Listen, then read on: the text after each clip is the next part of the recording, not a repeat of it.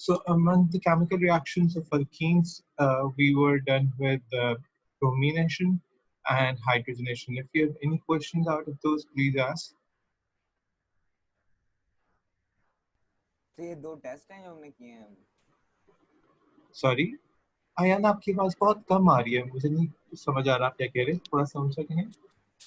सो ये दो टेस्ट हैं जो हमने किए हैं वे। नहीं, अच्छा, मेरा ख्याल है अभी भी इसमें कंफ्यूजन है। जो टेस्ट्स थे वो इस पर्पस के लिए होते हैं कि आप कंफर्म करें कि जो ये मटेरियल है वो स्पेसिफिक है जो आपके माइंड में है या जिससे आप कंसर्न है। हमारे पास जो दो टेस्ट हमने किए थे वो केमिकल टेस्ट थे अनसैचुरेशन के। एक का नाम ब्रोमीन वाटर टेस्ट था, उसमें हमने ब्रोमीन यूज किया था, और एक का नाम केमिनोफोर टेस्ट था, उसमें हमने केमिनोफोर इस्तेमाल किया था। वो सिर्फ दो टेस्ट थे। ये दोनों जो हैं ये केमिकल रिएक्शंस हैं, ये टेस्ट नहीं है। केमिकल रिएक्शंस का मतलब होता है किसी एक स्पेसिफिक फंक्शनल ग्रुप या एक कंपाउंड को दूसरे में कन्वर्ट करना। ठीक है, मैं थोड़ा सा पीछे जाऊंगा बुक के पेजेस में, और मैं इस वक्त आ रहा हूँ पेज नंबर 263 पर। इसमें अगर आप नोटिस करेंगे तो जो ब्रोमिनेशन सेक्शन है वो ये क्लियर आउट करता है कि अल्कीन्स ब्रोमीन से रिएक्ट करके एल्कीन्स नहीं रहते, बल्कि हेलोजिनेटेड अल्केन्स में कन्वर्ट हो जाते हैं। ठीक, और इसी तरह से जब हम आगे आते हैं और हाइड्रोजनेशन रिएक्शन पे आते हैं और आप उसकी इक्वेशन देखते हैं तो आपको ये अंदाजा होता है कि अल्कीन्स अल्कीन्स नहीं रहते, हाइड्रोजन से रिएक्ट करके अल्केन्स में कन्वर्ट हो जाते हैं। तो ये केमिकल रिएक्शंस हैं। हाँ, अब एक ये जो ब्रोमिनेशन रिएक्शन है ये मल्टीपर्पज है, मतलब ये हमारे पास टेस्ट भी है और ये हमारे पास एक केमिकल रिएक्शन भी है in order to convert it into a new product. ठीक है, so this one is multi-purpose. This can be taken as a test as well as a chemical reaction to produce halogenated alkanes. ठीक, however hydrogenation is not a test. ठीक है, hydrogenation is purely done to convert alkenes into alkanes, or at industrial level in order to convert vegetable oils into margarine or vegetable ghee or stuff like that. Are we clear? Sir एक तो वो test था ना, bromination with water वाला। Bromine तो वो water तो चलो, test. यस वो तो मुझे पेज का पता है। दूसरा टेस्ट आपने जो बताया उसका पेज नंबर क्या है सर? तो उसके बिल्कुल आगे लिखा हुआ है, देखिए ना, मैं आपको दोबारा पेज नंबर पे लेकर जाता हूँ ताकि आपको क्लियर हो ये वाली चीज। Okay, let's come to page number 258, the heading chemical test for unsaturation. ठीक है, it's right in front of you. आप राइट आफ्टर द हेडिंग में start with bromine water test, और हम उसके लिए उसकी डायग्राम भी देखते हैं, क्वेश्चंस है, पूरा पैराग्राफ है, अंडरस्टैंडिंग है। फिर नेक्स्ट पैराग्राफ में, नेक्स्ट पार्ट में अगर आप आएंगे तो एडिशन रिएक्शन को डिफाइन किया हुआ है, और इसी टॉपिक के लास्ट पैराग्राफ में KMnO4 टेस्ट है। This last paragraph, this 45 lines are for KMnO4 test. Acidified dilute solution of potassium manganate 7, KMnO4. Are we clear? Or is there still a question? If there is a question, please don't hesitate. Make sure you clarify everything completely.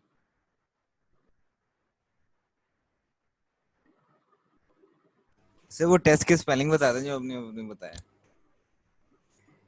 Sorry, दोबारा कहें, क्या बता दूं? Sir वो एक तो sir test का spelling बता दें जो आपने टेस्ट का नाम बताया था अभी। Bromine water test, yes sir. हाँ, और दूसरा KMnO4. The formula for potassium manganate is KMnO4. Okay sir, ठीक है। ठीक है ना, फॉर्मूला याद है ना, वरना पोटेशियम परमैंगनेट का फॉर्मूला आप गूगल भी कर सकते हैं, वो भी KMnO4 लिखा आएगा। ठीक है, 4 as in subscript. K stands for potassium, Mn stands for manganese, O stands for oxygen. MnO4 is actually manganate 7 ions, hence the word potassium manganate 7, KMnO4. Are we clear? Yes sir. Okay. अब chemical reactions और chemical test में भी फर्क पता चल गया। Yes sir. Okay, मैं जो टॉपिक अभी करंटली कर रहा हूँ, मतलब हाइड्रेशन, इसको कंप्लीट करके मैं एक मरतबा सारे केमिकल रिएक्शंस दोबारा से रिवाइज करूँगा ताकि जो कोई एम्बिग्यूटी या कोई क्वेश्चन रह भी जाए तो वो क्लियर आउट हो जाए। ठीक है। उसके लिए मैं कुछ पोर्शन यहाँ पे लिख लूंगा, वो आप अपने बुक्स पे नोट कर लीजिएगा, उससे आपको ये भी आसानी हो जाएगी कि आपको केमिकल टेस्ट और केमिकल रिएक्शंस में डिफरेंशिएट करना भी आसान हो जाएगा। ठीक है, तो अभी भी अगर कोई एम्बिग्यूटी रह जाएगी तो वो तब क्लियर हो जाएगी। Just let me go with the small paragraph of hydration and I will clarify that again. Alright, Yes, sir. so our third and last chemical reaction is hydration. This is an important addition reaction. Once again, it's an addition reaction, so the reaction will only occur in the double bond portion of the compound.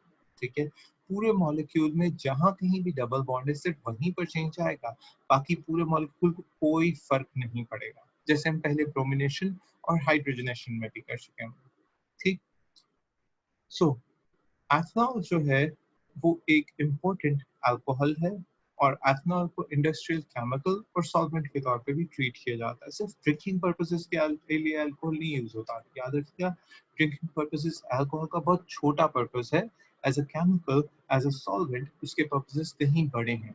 ठीक, this can be formed from a mixture of steam and ethene. हम ethene लेकर और steam लेकर industry में से form कर सकते हैं। They are passed over a catalyst. The catalyst is immobilized phosphoric 5 acid. ठीक है? Immobilized means something that cannot move. Mobilized means something that is movable. Immobilized means something that cannot move. All right. So in case of immobilized phosphoric acid was H3PO4. Remember, let me tell you, phosphoric acid was H3PO4. Okay, that was the formula of phosphoric acid. You may want to write it down. Okay, that is phosphoric 5 acid. The word 5 is used, the number 5 is used over here in Latin terms because the oxidation state of P, phosphorus here, is 5. Why the word immobilized? Immovable. How do we make it immovable? Phosphoric acid is a liquid, so that can easily move. How do we make it immovable? The acid is absorbed on silica pellets. So do you know the difference between absorbed and adsorbed? I mean, these are two different words. Let me write them over here. One word is absorb, and the other one, adsorb. What's the difference? Do we know the difference?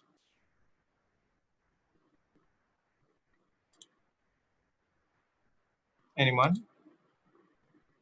Or do I need to clear that out? Sir absorb तो sir वही होता है किसी चीज को jobs कर लेना। Just just करना जी।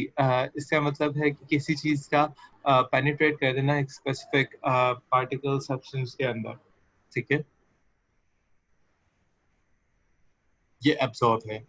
एडजॉर्ब जो है वो हम पेनिट्रेशन ही की बात करें, लेकिन only belonging to the surface, not to the अच्छा, entire inner inner surface. Outer surface. ठीक है, आउटर मोस्ट सरफेस पे अगर पेनिट्रेशन हो तो ये एडजॉर्ब है विद अ डी। ठीक है, और अगर कंप्लीट एब्जॉर्प्शन हो तो एब्जॉर्ब है। ठीक, हम इसे इस तरह से बताते हैं कि एक छोटी सी इसके लिए ड्राइंग करते हैं, उससे एक्सप्लेन करते हैं। ठीक है, लेट्स सपोज आपने एक पीस ऑफ फोम लिया। मैं अपनी पूर ड्राइंग स्किल्स के साथ आपको एक बहुत बात समझाना चाह रहा हूँ। ठीक है, एक मटेरियल वाटर उसके ऊपर थ्रो किया, लेट्स सपोज हमने, और वो water all the way move कर गया टू इट्स इनर पोर्शन। ठीक है, वो यहाँ तक हर साइड से उसके अंदर एब्जॉर्ब हो गया। Let's suppose a piece of foam हो तो उसके अंदर वाटर एब्जॉर्ब कर जाता है, और वो पूरे के पूरे फोम के अंदर बराबर एब्जॉर्ब हो जाता है। That is absorption. ये है एब्जॉर्प्शन। ठीक है, जब इस तरह से होता है। सही, एब्जॉर्ब तब है जब आपके पास एक और पीस ऑफ मटेरियल है, और उसके ऊपर जब आपने वाटर थ्रो किया है तो वो सिर्फ और सिर्फ उसकी सरफेस तक, आउटर सरफेस जो एक आउटर बाउंड्री है, उस तक लिमिटेड रहा है। अंदर के पोर्शन को कोई फर्क नहीं पड़ा। ये चीज जो है ये हमारे पास एडजॉर्ब है। Are we clear with the difference? If the absorption is only limited to the surface, it is not absorption, it is adsorption. Absorption is something that is not only limited to surface, it goes all the way down, all the way inside, जितना भी portion हो। मतलब बारिश जो होती है वो जमीन की सिर्फ आउटर मोस्ट लेयर जिसे हम क्रस्ट कहते हैं, क्रस्ट का टॉप मोस्ट पोर्शन उस पर एब्जॉर्ब होती है। ऐसा नहीं होता कि बारिश का पानी जो है वो अर्थ के अंदर इस तरह से होगा कि वो क्रस्ट तक जाएगा, फिर क्रस्ट से मेंटल तक आएगा, मेंटल से आउटर कोर और आउटर कोर से इनर कोर तक चला जाएगा और जमीन ठंडी हो जाएगी। बिल्कुल नहीं, ऐसा नहीं होता, बल्कि बारिश का पानी जो है वो सिर्फ एब्जॉर्ब होता है, आउटर लेयर तक रहता है। ठीक, लेकिन यही पानी अगर हम दरख्तों के लिए बात करें तो उसकी एब्जॉर्प्शन होती है, वो inner most cell of tree तक जाता है पानी। पानी बल्कि ट्री के हर सेल तक जाता है, जहां जहां उसकी रिक्वायरमेंट होती है वहां तक जाता है। वो सिर्फ आउटर मोस्ट सरफेस तक या रूट्स की आउटर मोस्ट सरफेस तक जो लिमिटेड नहीं होता। आपने पढ़ा हुआ है water absorption, of course bio में ये चीज पहले से स्टडी की होगी, आई होप की हुई है, राइट? C3 के एंड पर तो ऐसा होता है कि हमने सारी बायो बुक पढ़ी होती है, राइट? Yes sir. हाँ, तो वो चीज आपने पढ़ी होगी।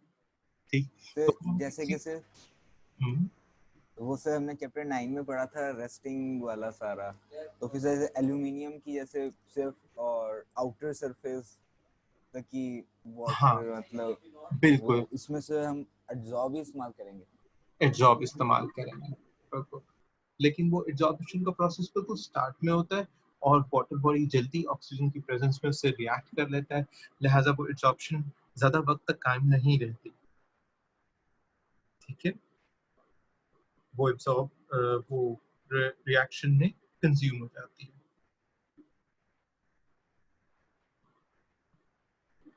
ठीक, अच्छा, यस सर। अगर ये चीज सबको क्लियर हो गई है तो इसका ये मतलब भी है कि आपने उसे एक इमूवेबल सरफेस के अंदर अटैच कर दिया है। सही, तो इमूवेबल सरफेस के अंदर अटैच होने का मतलब ये है कि अब वो किसी भी तरह से मूव नहीं कर पाएगा। Are we clear about the word immobilized?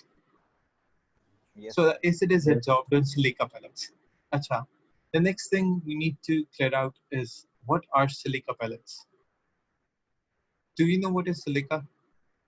Silica? Chapter 3 में पढ़ाया था, इसलिए क्वेश्चन का है। It is made up of sand and silicon. Sand is made up of silica. Very good. हम commonly sand का एक बड़ा portion silica को बताते हैं. Silica is SiO2. ठीक है, sand भी उससे बनी है, कुछ crystal या quartz भी उससे बने होते हैं। तो सिलिका जो होता है वो बेसिकली एक absorbent मटेरियल है। ये वाटर वेपर्स को बड़ी स्पीड से अपने अंदर एब्जॉर्ब कर सकता है। सिर्फ वाटर वेपर्स को नहीं, और अगर हम कोई भी चीज़ वाटर के अंदर मिक्स करेंगे और उसके अंदर सॉल्युबल होगी तो वो एब्जॉर्ब या एड्सॉर्ब कर सकेगा। सिलिका पैलेट्स एब्जॉर्प्शन करती हैं अपने सरफेस पर, चीज़ों को सरफेस लिमिटेड पोर्शन तक एब्जॉर्ब करती हैं। हम इसलिए एब्जॉर्प्शन का वर्ड यूज करते हैं और उसके वो लिक्विड इमोबिलाइज हो जाता है, क्योंकि वो at the surface of solid stick कर जाता है और मूव करने के काबिल नहीं रहता। So silica pellets are used for this purpose. Silica pellets commonly घरों में इस्तेमाल होती हैं। मतलब हम, आप अगर अपनी मेडिसिन जो है वो किसी बॉटल फॉर्म में लेकर आएंगे, लीफलेट फॉर्म में नहीं, एक तो पत्ते होते हैं दवाइयों के, आप उस पत्ते को टेयर आउट करें, मेडिसिन निकालें, यूज कर लें। समटाइम्स ऐसा होता है कि कैप्सूल या टेबलेट्स एक शीशे की, ग्लास की एक छोटी सी बॉटल में पैक होते हैं। उस बॉटल में एक छोटा सा तकिया भी होता है। तकिया मैं मजाक में कह रहा हूँ, एक्चुअली होपफुली आपने कभी देखा हो कि उसमें एक छोटा सा पिलो फॉर्म में एक क्लॉथ पीस में कुछ छोटे छोटे गोल मटेरियल्स जो होते हैं वो बने होते हैं। Those are silica pellets. Those are there to absorb water and make sure the moisture does not actually converts our medicine into its bad form or just does not destroy the medicine. ठीक है, ये sir सिर्फ अब shoes में दवाइयों भी में तो होते नहीं। हैं, जी, शूज के बॉक्सेस में। Exactly, I was about to say that ये अब सिर्फ दवाइयों में नहीं बल्कि शू बॉक्सेस में भी पाए जाते हैं। Right, you are right, that is silica pellets. ठीक है, that is there to make sure that the moisture absorbed. ठीक है, हमने वो किया, एसिड इमोबिलाइज हो गया। ठीक है, temperature 300 degree centigrade, pressure 60 atmospheric, all of these conditions are to be memorized properly, and then ethene is reacted with steam. Of course at 300 degree centigrade सारा water easily steam में convert हो जाएगा। वो तो 100 degree centigrade पे ही हो जाता है, हम तो फिर 300 degree centigrade पे reaction कर रहे हैं। And then the C2H4 reacts with H2O to form C2H5OH, which is ethanol, जो पीने वाली शराब जिसकी हम बात कर रहे होते हैं, ये वो है एग्जैक्टली। ठीक है, ये रिएक्शन इंतहाई हाई प्योरिटी और हाई क्वालिटी की एथनॉल प्रोड्यूस करता है, और इसे हम इंडस्ट्रियल ऑर्गेनिक केमिस्ट्री के अंदर भी यूज करते हैं। ठीक, हाइड्रेशन सबको क्लियर हो गया? Yes, sir. ओके, अब हम थोड़ी सी प्रैक्टिस करते हैं in terms of naming. Take a look, hydration में जो वर्ड इक्वेशन है उसमें हमारे पास एक एल्कीन स्टीम से रिएक्ट करके एक अल्कोहल में कन्वर्ट हो रहा है, और वो जो अल्कोहल है वो अल्कीन बेस नहीं है, वो ANOL है, ENOL नहीं है, यानी वो अल्केन बेस्ड है, यानी डबल बॉन्ड ब्रेक हो रहा है। एडिशन रिएक्शंस में डबल बॉन्ड ब्रेक हो जाया करता है, ये बात मैं कल और उससे पिछले दिन में भी एक्सप्लेन कर चुका हूँ। ठीक, सो अगर इसी तरह से नेमिंग की जाए, then let me ask the question from, let's start from वासे। वासे, अगर इथीन यूज ना करते और प्रोपीन यूज करते तो कौन सा अल्कोहल बनता? जैसे यहाँ नाम लिखा हुआ है बिल्कुल वैसे ही खुद से नाम लिखकर बताएं। एथ को प्रॉप से Sir, रिप्लेस कर दें, क्या बनेगा? sir, propanol. Very good. Let's ask a girl the next question. Is Tanisha here? Yes, sir. Tanisha beta, what if we use butene for this purpose? What would be the name of alcohol then?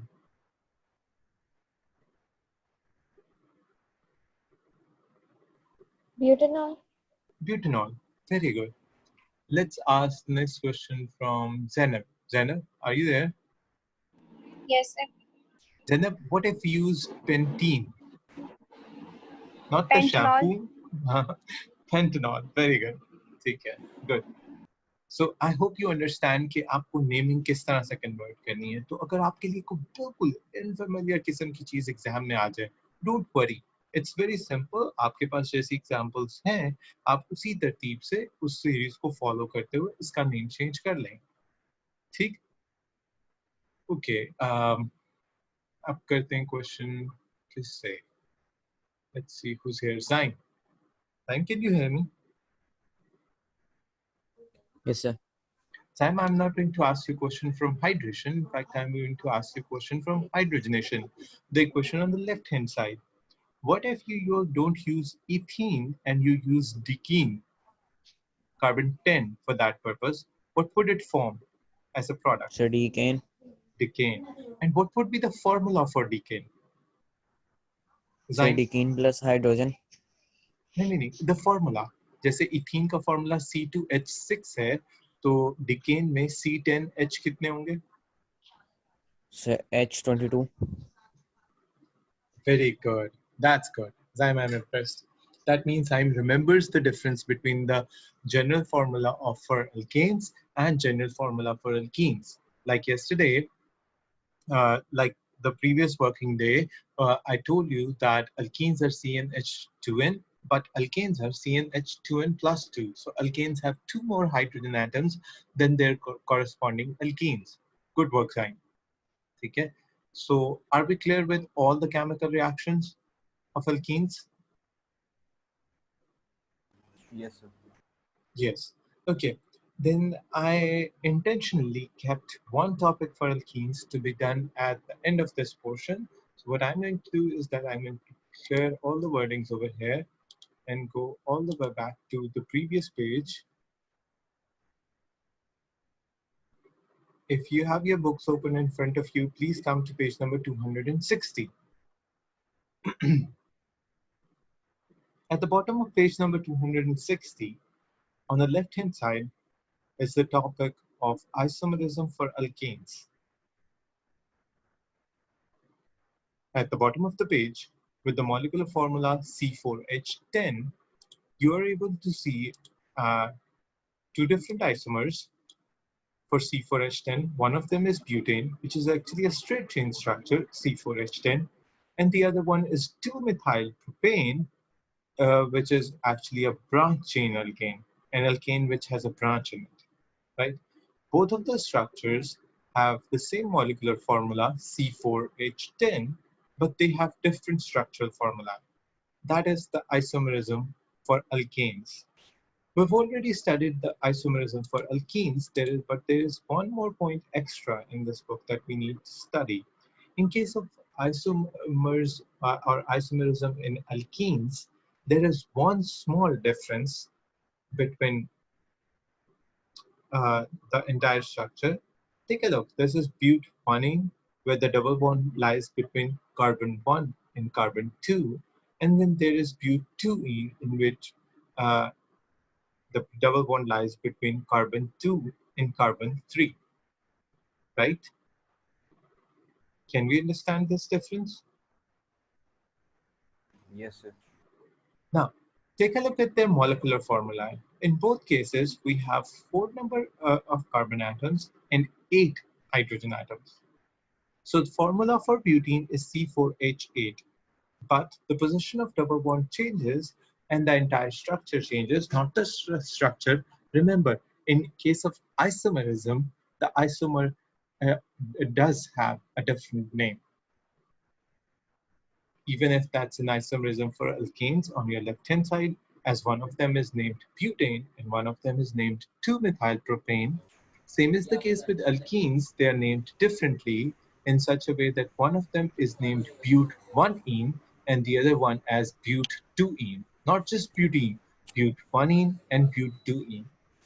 अब जब exams में आती है ये चीज, ठीक है, तो आपने कैसे करना है?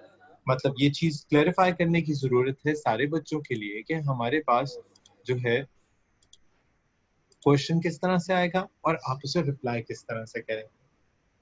ऑलराइट, अगर क्वेश्चन में सिर्फ मॉलिक्यूलर फॉर्मूला C4H8 पूछा जाता है या उसके हिसाब से बात की जाती है, तो बेटा आपको नहीं पता कि किस आइसोमर की बात हो रही है, तो आप नेम सिंपल ब्यूटीन लिख सकते हैं। ठीक, और अगर क्वेश्चन में एक स्ट्रक्चरल फॉर्मूला आता है, तो स्ट्रक्चरल फॉर्मूला के हिसाब से आप प्रॉपर आइसोमर नेम लिखेंगे। मतलब अगर ये वाला स्ट्रक्चर बनाता है तो फिर आप नेमिंग ब्यूटीन नहीं लिख सकते, तब ब्यूटीन ठीक कंसिडर नहीं किया जाएगा क्योंकि इसका नाम ब्यूटीन नहीं, इसका नाम but-1ene है। और जो सेकंड बॉटम स्ट्रक्चर है उसका नाम but-2ene है, which means कि अगर आइसोमर स्पेसिफाई हो जाए तो नाम उसी तरतीब से आएगा, लेकिन अगर आइसोमर स्पेसिफाई ना हो तो आप सिंपल नेमिंग कर सकते हैं। बस इन C4H के लिए सिंपल नेमिंग, C4H8 के लिए सिंपल नेमिंग क्या होगी? ब्यूटीन। हम उसके अंदर कोई नंबर पुट नहीं करेंगे, लेकिन अगर आइसोमर का स्ट्रक्चर स्पेसिफाई हो जाता है तो बड़े आराम से उसका नाम चेंज होकर but-1 या but-2ene होगा, depending upon whatever the structure is there. In the same way for alkenes, अगर C4H10 की बात होती है तो अल्केन्स के केस में जो स्ट्रेट चेन अल्केन होता है उसका नाम आप कंसिडर करते हैं, जो सिंपलेस्ट स्ट्रक्चर होता है वो कंसिडर करते हैं, एंड दैट इज ब्यूटेन। आप 2-मिथाइलप्रोपेन उसे कंसिडर नहीं कर सकते, आप उसको स्ट्रेट चेन अल्केन के तौर पे बताएंगे। Well, in case of IGCSE past paper questions, they are very good at that they always tend to specify it properly. वो बड़े अच्छे तरीके से स्पेसिफाई करके आपसे इस तरह की चीज पूछेंगे, ठीक है, और आप भी फिर उसी तरह से रिप्लाई करेंगे जैसे मैंने अभी आपको क्लियर किया है। अगर वो आपसे कोई जनरल बात पूछें, जनरल टर्म या जनरल टोन में मॉलिक्यूलर फॉर्मूला के हिसाब से, तो जेनेरिक नेमिंग के हिसाब से जाएं जैसे मैंने आपको समझाया। लेकिन अगर वो आइसोमर्स को स्ट्रक्चर की बेस पर एक बार प्रॉपर डायग्राम या स्ट्रक्चर बनाकर डिफाइन करते हैं तो फिर जेनेरिक नेमिंग गलत कंसिडर होगी। Then you need to be exact. Then butene cannot be the answer. You need to come up with but-1ene or 2-ene, whatever the structure is over there, depending upon the structure. but-1ene का structure है वो coat करें, 2-ene का structure है वो coat करें।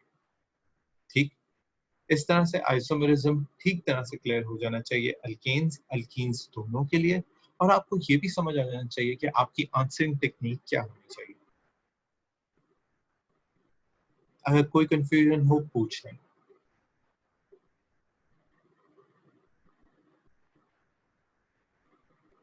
Sir butene का structure कैसे बनेगा? ब्यूटीन का कोई स्ट्रक्चर नहीं होता बेटा, ब्यूटीन एक जेनेरिक टर्म है। जैसे ही स्ट्रक्चर डिफाइन होगा ब्यूटीन ब्यूटीन नहीं रहेगा बल्कि but-1ene और 2-ene बन जाए, यही तो बात कर रहा हूँ। ब्यूटीन का स्ट्रक्चर नहीं है, ब्यूटीन एक मॉलिक्यूलर फॉर्मूले के लिए एक जेनेरिक नेमिंग है, ठीक है। आयान, आप कितने भाई हैं? सर मैं हूँ और मेरा छोटा भाई। आप और आपका छोटा भाई। बड़े भाई का नाम आयान है, छोटे का नाम क्या है? सर मोहित अब्दुल्ला। मोहित, ठीक है। तो आयान, अगर आपके फादर बात करें और कहें कि मेरा बेटा है, तो हम बेटा ही कंसिडर करेंगे। अब वो कोई भी हो सकता है, वो बड़ा बेटा भी हो सकता है, वो छोटा बेटा भी हो सकता है। लेकिन अगर किसी बच्चे को सामने दिया किया जाए तो फिर वो बेटा है तो सही बेटा, लेकिन फिर उसका अपना एक प्रॉपर आइडेंटिटी है क्या? बड़े बेटे को सामने रखा तो हम उसे आयान कहेंगे, और छोटे को सामने रखा तो हम उसे मोहित कहेंगे। यही काम कंपाउंड्स में भी होता है। अब अगर ये जेनेरिक नेमिंग रखी होती है तो उससे कोई चेहरा नहीं होता, लेकिन जैसे ही चेहरा आता है तो फिर जेनेरिक नेम नहीं रहता, फिर चेहरे की अपनी एक आइडेंटिटी है। उसी तरह से कंपाउंड्स में जैसे ही स्ट्रक्चर सामने आता है, स्ट्रक्चर की सेपरेट आइडेंटिटी होती है, उसे जेनेरिक नेमिंग से शो नहीं किया जाता। Are we clear? Matlab, I Yes. tried to quote an example to make sure that you understand the answer for your question. Yes sir. Good, good. Any other questions related to isomerism? Okay. Now let's, अब अगर isomerism clear हो गया है तो हम वो topic जिसकी भी हम बात कर रहे थे, केमिकल टेस्ट और अनसैचुरेशन, आपको अच्छी तरह से क्लियर हो जाए, उसका एक पॉइंट नोट कर लेते हैं इंपॉर्टेंट, ठीक है। What I'm going to do is that I'm going to, at the bottom of page number 264, write a couple of lines, and you're also supposed to write those lines in your book. Okay? Okay. According to chemical reactions of alkenes, halogenation, अब मैं bromination का word नहीं use कर रहा, और से देखिए मैं हेलोजिनेशन का वर्ड यूज कर रहा हूँ। Halogenation of alkenes produce halogenated alkanes, ठीक है, और इन्हें हम कॉमन वर्डिंग में या ए लेवल्स में आगे चलकर हेलोजेनो alkanes कहेंगे। और इसकी हम एग्जांपल इस तरह से कोट करेंगे कि ब्रोमिनेशन जो है वो प्रोड्यूस करता है, just a second, produces brominated alkanes, ठीक, इस तरह से। सो हेलोजेनो एक जनरल जेनेरिक टर्म है। फ्लोरीन के साथ रिएक्ट करेंगे, फ्लोरिनेशन रिएक्शन होगा और फ्लोरिनेटेड एल्केन्स बनेंगे। फ्लोरीन के साथ रिएक्ट करेंगे, फ्लोरिनेशन रिएक्शन होगा, फ्लोरिनेटेड एल्केन्स बनेंगे। Same goes with bromine, same goes with iodine, ठीक है। ओके, आयोडीन के साथ रिएक्शन बहुत स्लो होते हैं, समटाइम्स होता है, समटाइम्स होता ही नहीं है रिएक्शन, लेकिन वो एक सेपरेट टर्म है और वो इंशाल्लाह हम नेक्स्ट क्लासेस में डिस्कस करेंगे यहाँ पर, ठीक। सिर्फ हमने ये नहीं किया, hydrogenation produces alkanes, while hydration produces alcohols. Okay? These were the lines we were supposed to write. So according to chemical reactions of alkenes, जैसा आपने प्रोडक्ट बनाना है वैसा आप रिएक्शन करेंगे, ठीक।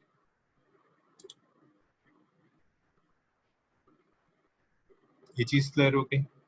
हमने इस चीज को स्पेशली कोट क्यों किया है? हमने इस चीज को स्पेशली कोट इसलिए किया है क्योंकि आईजीसीएसई में एक बहुत कॉमन मेथड है ये पूछने का कि प्रोडक्ट से आप रिएक्शन को जज करें। अभी तो मैंने आपको सिंपल स्ट्रेट फॉरवर्ड टेक्निक बता दी थी। स्ट्रेट फॉरवर्ड टेक्निक क्या है? ऊपर हेडिंग लिखी आती है हाइड्रोजनेशन, आपको पता है कि अल्कीन हाइड्रोजन से रिएक्ट करेगा तो अल्केन फॉर्म होगा। रिवर्स टेक्निक क्या है? अल्केन को बनाने के लिए क्या करेंगे? ये रिवर्स टेक्निक है। And reverse questions are common in IGCSE past papers. Alkanes को प्रोड्यूस करने के लिए हम क्या कर सकते हैं? हम अल्कीन्स की हाइड्रोजनेशन कर सकते हैं। Common question. उससे अगला क्वेश्चन यूजुअली ये होता है कि अगर प्रोपीन की हाइड्रोजनेशन की जाए तो उससे क्या बनेगा? ऑफ कोर्स प्रोपेन बनेगा। मैं ये क्वेश्चन पहले भी कर चुका हूँ, मैंने बल्कि इसका एक डिफरेंट डिफिकल्ट फॉर्म जाइम से पूछी और जाइम ने बहुत अच्छे से आंसर किया इसे। ठीक, फिर मैं इस क्वेश्चन को फर्दर कंटिन्यू भी कर सकता हूँ। मैंने अभी जाइम से ये नहीं पूछा, लेकिन आप अगर आईजीसीएसई के पास्ट पेपर्स देखेंगे तो उसी क्वेश्चन को कंटिन्यू किया होता है। सिर्फ प्रोडक्ट का नाम पूछना काफी नहीं है, प्रोडक्ट का फॉर्मूला पूछना जैसे कि मैंने जाइम से पूछा, या उस रिएक्शन की कंडीशंस पूछना जो भी मैंने नहीं पूछी वो भी हो सकती हैं। फॉर एग्जांपल उस रिएक्शन में हमने 150 टू 300 डिग्री सेंटीग्रेड टेम्परेचर इस्तेमाल किया था और कैटलिस्ट निकल था। ठीक है, ब्रोमिनेशन के लिए कोई कैटलिस्ट या स्पेसिफिक इक्वेशन कंडीशंस नहीं है, लेकिन हाइड्रोजनेशन और हाइड्रेशन के लिए बहुत स्पेसिफाइड कंडीशंस हैं और वो कंडीशंस को जरूर टच करते हैं क्योंकि उन्हें पता होता है कि यहाँ पर स्टूडेंट कुछ कर सकता है। इसी तरह इक्वेशंस पूछना, प्रोडक्ट्स पूछना, ठीक है, इक्वेशंस राइट करने को कहना या पॉसिबल रिएक्शन टाइप को कंसीडर करना, यानी एडिशन रिएक्शन में से ये टाइप है और एडिशन रिएक्शन में डबल बॉन्ड का क्या डिफरेंस पड़ता है इसके बारे में बात करना। ठीक, यहाँ तक सबको क्लियर हो जाता है? Yes, sir. ओके, यहाँ पर 10th चैप्टर का फर्स्ट हाफ कंप्लीट हो गया। फर्स्ट हाफ में से एक छोटा सा पैराग्राफ रहता है, इनफैक्ट अभी हमारे पास टाइम है, हम वो भी कर लेते हैं paragraph. Just a second, let me clear the notations. आप लिखने वाली चीज लिख चुके हो? मैं 3 lines at the bottom of this page. Yes, sir. Okay, good. Then I'm going to clear that, and let's move on to a previous page where we have the discussion. Yes, you need to move on to page number 261. 261 page के top पर आ जाएं। Right hand side पर एक pin portion मिलेगा आपको। This only paragraph this paragraph is the only information or the only material that we need to do for alkynes. ये सबसे छोटा फंक्शनल ग्रुप है इस चैप्टर में, या होमोलोगस सीरीज है इस चैप्टर की स्टडी में, क्योंकि इसके लिए हम एक पैराग्राफ से ज्यादा नहीं करते। लिखा भी हुआ इस पैराग्राफ के पे, ठीक है। हमने अल्केन्स और अल्कीन्स बहुत डिटेल में किए हैं, लेकिन अल्काइंस इतनी डिटेल में नहीं किए जाते। सो ये छोटा सा पैराग्राफ करते हैं ताकि हमारे पास first half of the chapter complete हो जाए। अल्काइंस थर्ड फैमिली है हाइड्रोकार्बन्स की, जैसे कि नाम से जाहिर है, फाइन सफिक्स के हिसाब से हम कार्बन कार्बन ट्रिपल बॉन्ड की बात कर रहे हैं। सिंपलेस्ट मेंबर जो होगा वो इथाइन होगा, जिसमें 2 कार्बन एटम्स होंगे, उनके दरमियान ट्रिपल बॉन्ड होगा। और चूंकि वो ऑलरेडी 3 बॉन्ड्स तो बना चुके हैं, कार्बन 4 से ज्यादा बॉन्ड्स नहीं बना सकता, तो हर कार्बन के साथ एक हाइड्रोजन होगा, हेंस C2H2। ये बहुत रिएक्टिव गैस है, इसे हम एसिटाइलीन कहते हैं कॉमन नेम में, यानी प्रॉपर केमिकल नेम इथाइन है, कॉमन नेम एसिटाइलीन है। हम इसे ऑक्सीजन के साथ कंबाइन करके एक फ्लेम बनाते हैं जिसे हम ऑक्सी एसिटाइलीन फ्लेम कहते हैं। इसे वेल्डिंग टॉर्चेस में इस्तेमाल किया जाता है क्योंकि इसका टेम्परेचर इतना हाई हो जाता है कि आराम से वेल्डिंग के लिए यूज हो जाती है। Do you know what welding is? तो जोड़ना किसी के दो मेटल्स को। एग्जैक्टली, 2 मेटल्स को कंबाइन करना, जोड़ना। अब 2 मेटल्स को कंबाइन करना मुश्किल काम है, हमारे पास कोई ऐसी ग्लूज या इस तरह की चीजें एग्जिस्ट नहीं करती कि हम 2 मेटल्स से कंबाइन कर सकें। So what we do is that we heat those metals up so much so that they melt and become liquid. We connect them and we let them solidify quickly back again. This is a very short time interval procedure and is done in seconds, in a matter of seconds. So the metals combine with one another with a lot of strength, hence that's difficult to break the metals again. And once again, the same amount of force or heat or the same amount of energy would be required to break the metals apart again. Welding. Welding is done with the help of a torch, which uses a mixture of 2 gases, oxygen and acetylene, hence the word oxyacetylene. Oxygen is used in burning, acetylene is the gas being burnt. As the gas consists of a triple bond, upon burning, it gives a lot of heat, so much so that the temperature goes as high as 2000 to 3000 degrees centigrade. ये बेशक लिखने की जरूरत नहीं है, ठीक है, लेकिन याद रखने के लिए बता रहा हूँ। अगर किसी वेल्डिंग टॉर्च का टेम्परेचर 2000 डिग्री सेंटीग्रेड तक चला जाता तो it's very easy to melt iron, nickel, copper and metals like these at that temperature. क्योंकि मेटल्स का सॉलिड होता है ना, इनका टेम्परेचर ज्यादा होता है, तो इतने टेम्परेचर में ये काम करना बहुत आसान है। ठीक,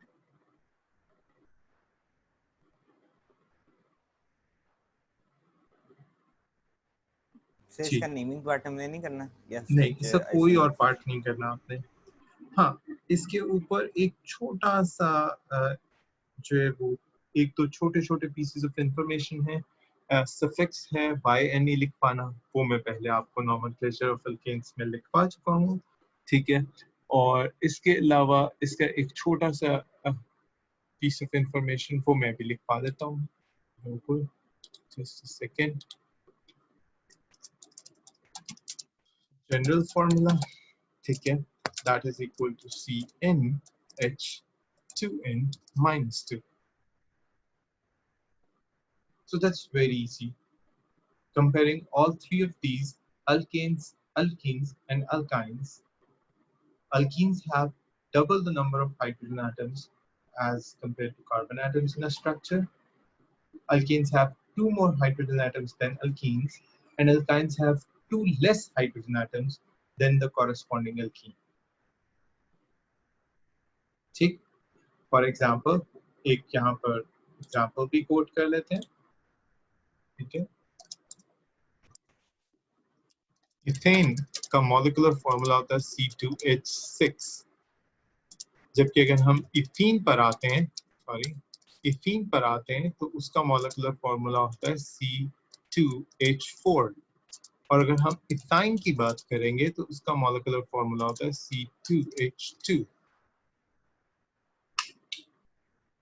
ठीक, तो अगर आप इस तरतीब को देखें तो हमें अंदाजा होता है कि इथीन में या अल्कीन्स में हाइड्रोजन एटम्स डबल होते हैं कार्बन के, और उस डबल में 2 ऐड कर देंगे तो अल्केन्स के हाइड्रोजन एटम्स हो जाएंगे, और 2 रिमूव कर देंगे तो अल्काइंस के हो जाएंगे कॉरेस्पॉन्डिंगली।